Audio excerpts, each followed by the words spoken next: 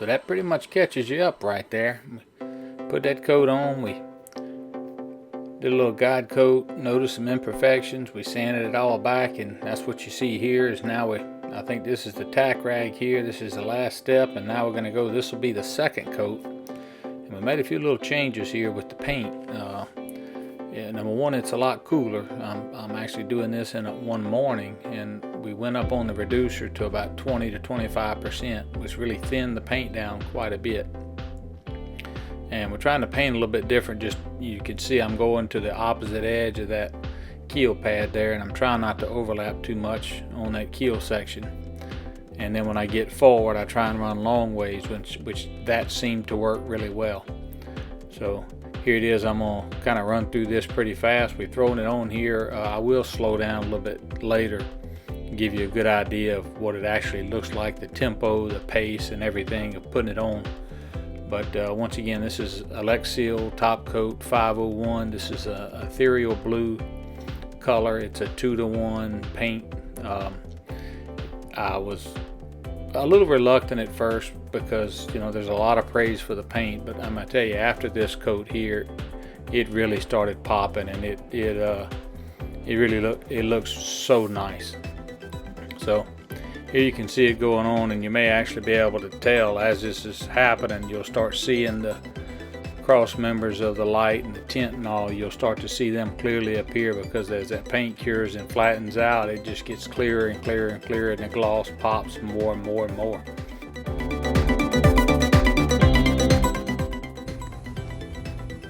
All right, this is the second coat. You saw it go on. Used a little more reducer, but I can already see I got a couple places where, I don't know if you can see this. It's like there's a little run right here. Paint was certainly thinner, and I guess certainly because I used more reducer, and I didn't manage that. Gotta make some adjustments to how I do it, but try to do a little bit different. Roll it up on that edge, and then pay a lot of attention to it. But we'll see how it goes. I mean, it's time to move on, but this is what she looks like. Looking pretty good. It's getting better about a minute for sure, as that stuff floats out. It's that self-leveling paint, so it's doing real well. I tried to pay a lot of attention around these corners right here where the paint was trying to get some runs in there. I guess it's coming around that edge or whatever. It's like this stuff is flowing downhill on me, so it'll be all right. We're gonna run with it and see how she goes. But you can certainly see it's got some shimmer in it. So we'll let this one dry, hit it with 400, just lightly knock it down a little bit, and then hit it with one more, maybe two, but probably only one more. So that's what she looks like.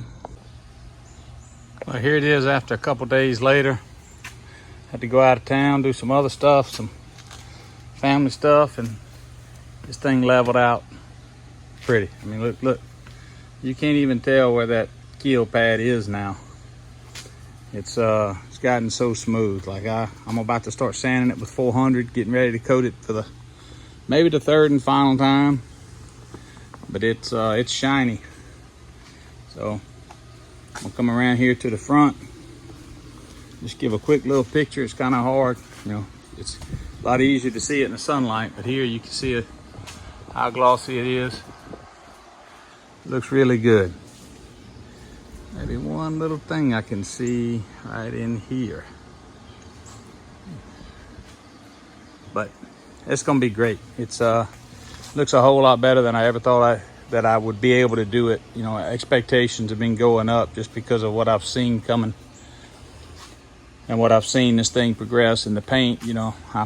I was very reluctant to say this paint is totally amazing and all that, but now after this round, I'm a believer. The rolling additives, maybe when I start sanding it, I'll see it, but I'm looking for them, and I can't see any brush strokes. And I had shown in here when I painted it, there was a run that was coming down, like somewhere right in here. Maybe right there, but I can't see it or feel it. So it kind of all just laid down. So we're gonna sand it with 400 and get ready to paint it for the last time and get this thing flipped over. So you've seen this process before. Here I just have that 400 grit paper, and I either have it wrapped around that Scotch-Brite pad or using that sponge. And then there's one other little piece of, it's almost like a sanding block, a firm sanding block, where that towards the bow and around those strakes where it's kind of almost a 90-degree turn. I try and use that sometimes when I have some rough areas, and it kind of helps, gives me a little more rigidity in there. But you can see I'm just trying to go through here, and I'm trying to really sand it off as much as I am just trying to buff it, to put a buff finish on it. So this isn't so much for smoothing it as it is for preparing the surface for the next coat of paint. And it'll be probably 4 days in between here, 3-4 days in between these coats of paint. So with that much time, you have to rough the surface. And here it is. I'm gonna kind of let this run. Just you can see I'm running here with a 400 grit sandpaper on that random orbital. And I'm going to talk about this bow section here, but take note right here in the bow where that you can see where I kind of sanded through a little bit just on that left hand side, and it's going to create some problems later, or problems when I try to fix it. I'll just let this run, and then I'll be back in just a little while.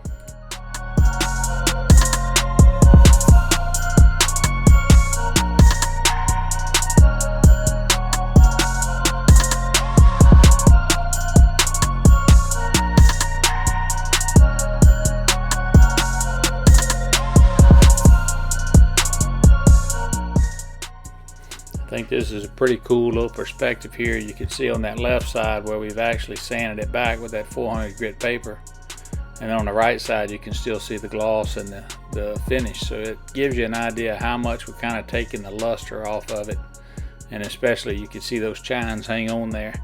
I'm also trying this different camera angle here, especially when I have to close the tin. I don't have room to put my tripods or my stands for my camera, and this just stuff's not working. So I'm trying to go kind of with this eye in the sky view, which is, it's a little different. So let me know what you think about that part.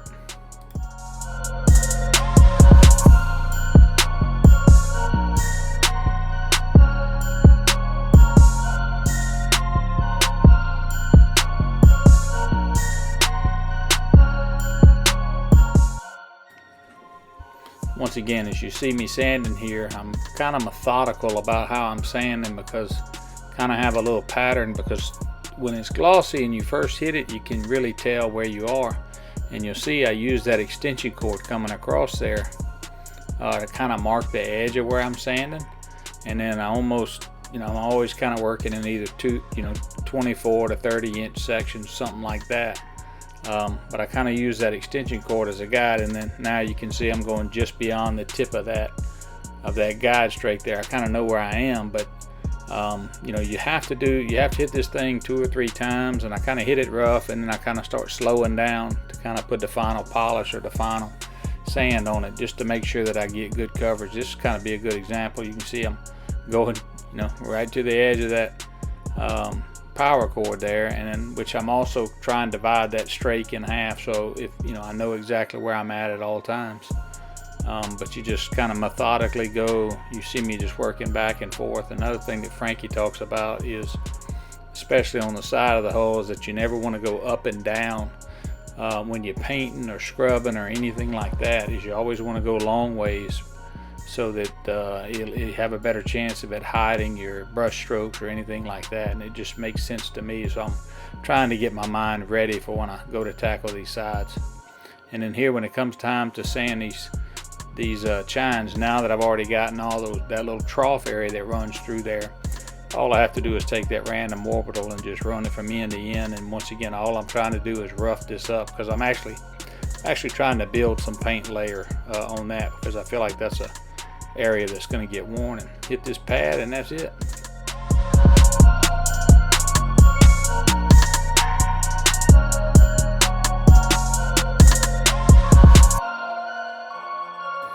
And as is now the case, every time I get finished sanding, I wash it and take that Scotch-Brite pad, and you can see all the dust and the stuff coming off. Just take and scrub it down, and it gives me a good place to start with when I go to do the wipe down. And so here we are, like the next day, a few days later, you know, we're doing our little that thinner top coat preparation, whatever it is, by Alexseal, and then here this is the tack rag, and then we're going to go to painting. And I may let this paint here run a little bit because I kind of want to show the process and my overlay, and I'm trying to get a camera there to set up to give some real-time footage. But when I always start on these strakes in the back on each side, just so that I can start kind of from the highest point and go down. So if I hit the top of that strake and paint kind of runs over the side, well then by the time I come around the side, all that's going to the bottom, and then when I go to do the bottom, I'm just spreading that out. It's kind of just a process. You know, it's almost like when you clean, you always start cleaning at the top so all your dirty stuff is running down. But you can see I just, you know, load my roller up, go forward a little bit, and then, you know, backtrack and then kind of roll it over. And you can see here, I didn't like the way this finished because you can see I kind of went over that keel line a little bit. And I think what happened is I was doing it really, really lightly, just trying to make sure I didn't have any bubbles or any runs or anything like that. And because it was so thin, it was like it almost dried by the time I got around to the other side. Remember the last time I painted, I did all of the stern section and then I moved like from the strakes forward. And I didn't do that this time. And honestly, I think I could tell the difference. There were a couple places where I could see where I went over the keel line, but you know, it's done and it's on the bottom and nobody will ever see it, and only I know that it's there. But I may show that later. But I do think that's a difference, that I should not have done that, and I saw it in the end result. So I'm gonna kind of let this run. In a little while, we're gonna see some slow motion, and I may talk through it, but not slow motion, but actual speed. So understand, this is probably about 10 speed here. This is time lapse on a 10 times. So I think it's 10 minutes comes out to be 1 minute, or a minute is 1 second, or something like that.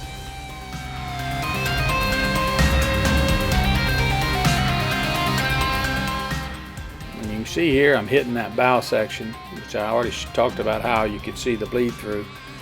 So I'm hitting a little bit right now, but I'm worried about it, and I'm gonna come back and I'm gonna hit it later and probably cause some problems. But once again, swap to the other side, start at the top of that straight, then work on the sides, then come around. And one of the problems is as you're doing the sides, you're scraping the bottom almost to kind of get in that joint, and then when you're doing the bottom, you're scraping the side.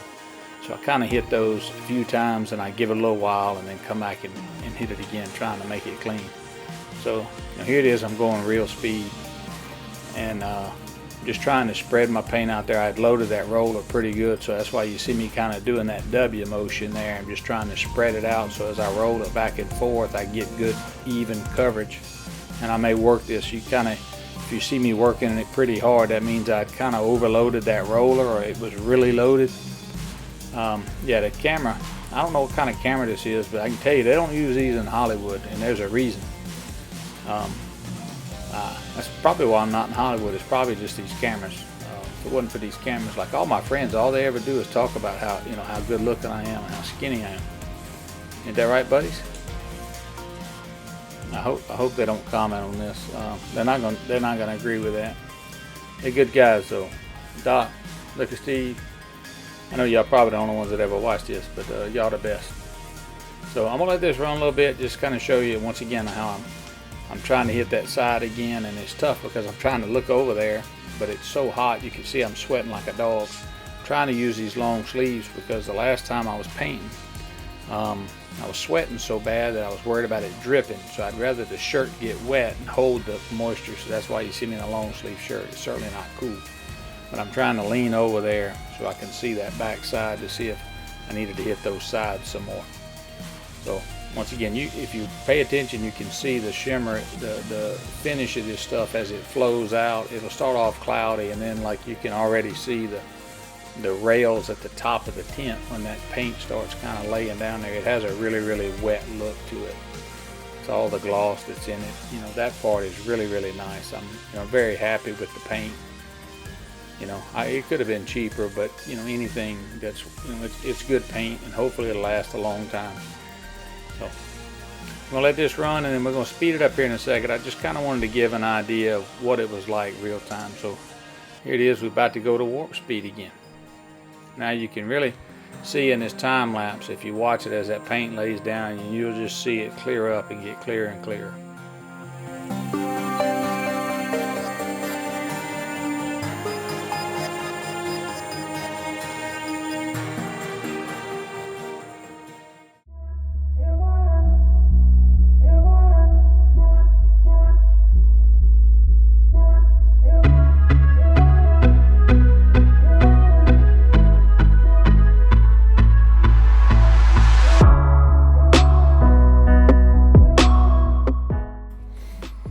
I may have talked about this before. As you see me, working that paint from one end to the other, I try and hit that chine, and I almost start on the side of the hull where that chine is with a loaded roller, and that'll let some paint kind of fall into that joint there, that corner or whatever, and then I get on the chine and kind of work it back and forth, spreading that paint and making sure I don't have any bubbles or anything in there. You can see, and then I go and hit it from top to bottom. Here I've actually come and I actually had some runs that I caught in time that were from when I did the other side. That's why you saw me kind of working that entry right there.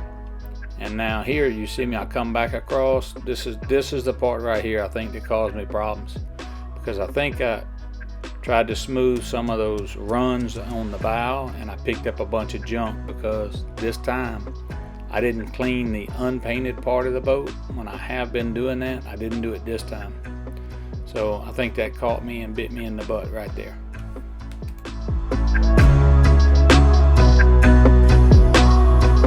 All right, this is what she looks like about 3 or 4 hours after that final coat. She got some shine to her. But we got plenty of issues too. Look, yeah, that's pretty good. That's not too bad. Pretty good little gloss look right there. But I do have plenty of issues. I may show it right up here in the corner. When I come back and tried to smooth out, because you could see where I sanded this back, this was a little bit thin in this area. So I tried to come back and kind of put another little coat, but I must have loaded my roller with some lint or something. I don't know if you can see it, but it's got crap all in it. So I'm not gonna leave it like that. There you can see clearly there's a line through here. There's a lot of texture. It looks like crap. I know the reflection and all looks good, but there's lint pieces and stuff all in there. I don't know. Maybe it'll come through right there, but as far as everything in the back, it laid down real nice. It's real pretty. I'm not gonna mess with any of this anymore. You can see it's nice and shiny. I got the lights on. You can see clearly into the ceiling. So paint really lays down good, especially that combination works good with about 20 to 25% reducer. It works real nice. So plan is from here is I'm gonna readdress this bow section. Depending on what I see there, I don't think I'm gonna do the whole thing. I don't know what I'm gonna do. I'm anxious. I'm kind of just thinking I just do a repair right here on the front side, because I want this. I mean, it's junk. It's okay. I mean, it's just the bottom, I know, but I don't think it's coming through the camera right. It's very textured. It looks like crap.